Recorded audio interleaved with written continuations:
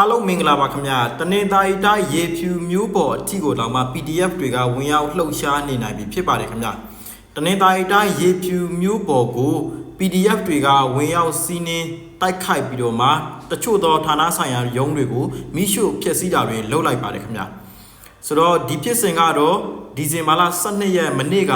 မနက်ပိုင်းမှာဖြစ်ပွားခဲ့တာပေါ့နော်အဲ့တော့ဒီရေဖြူမျိုးပေါ်မှာဆိုရင်အာဏာသိမ်းစစ်တပ်ကရွေးကောက်ပွဲကျင်းပဖို့ပြင်ဆင်နေတာဖြစ်ပါတယ်အဲ့ဒီရေဖြူမျိုးပေါ်ကဌာနဆိုင်ရာရုံးတွေမှာဒီရွေးကောက်ပွဲနဲ့ပတ်သက်ပြီးတော့ဒီမဲပေးဆက်တွေကိုစစ်တပ်ကထားတယ်ပေါ့နော်ဆိုတော့ထားတဲ့အချိန်မှာဒီဇင်ဘာလ12ရက်မနေ့ကမနက်9:00 နာရီမှာဒီရေဖြူမျိုးပေါ်ကို PDF တွေကဝင်ရောက်တိုက်ခိုက်တယ်ပြီးရင်အဲ့ဒီတိုက်ခိုက်တဲ့နေရာမှာရှိတဲ့ဒီရုံးတွေမှာရှိတဲ့မဲပေးဆက်တွေကိုပါမိရှုဖျက်ဆီးလိုက်တယ်လို့ကျွန်တော်တို့သိရပါတယ်ခင်ဗျအဲ့တော့ရေဖြူမျိုးပေါ်မှာမနက်9:00 နာရီလောက်တိုက်ပွဲဖြစ်ပြီးတော့ဒါဌာနဆိုင်ရာရုံးတွေအားလုံးကိုတိုက်ခိုက်တယ်တချို့သောရုံးတွေကမိရှုဖျက်ဆီးလိုက်တယ်ပေါ့နော်ဒီမှာဆိုရင်ရေဖြူမျိုးနေထွေထွေအုပ်ချုပ်ရေးရုံးကိုမိရှုဖျက်ဆီးသွားတဲ့မြင်ကွင်းဖြစ်ပါတယ်ဆိုတော့ဒီလိုမြင်ကွင်းတွေကိုလည်းထုတ်ပြန်ထားတာကိုကျွန်တော်တို့တွေ့ရတယ်ဒီလို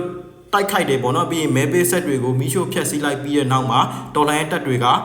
ဆုတ်ခွာသွားတယ်ပေါ့နော်ဆုတ်ခွာသွားတယ်အဲ့တော့အဲ့ဒီနေ့12ရက်နေ့တော်လိုင်းတပ်တွေဆုတ်ခွာသွားပြီးနောက်ဒီ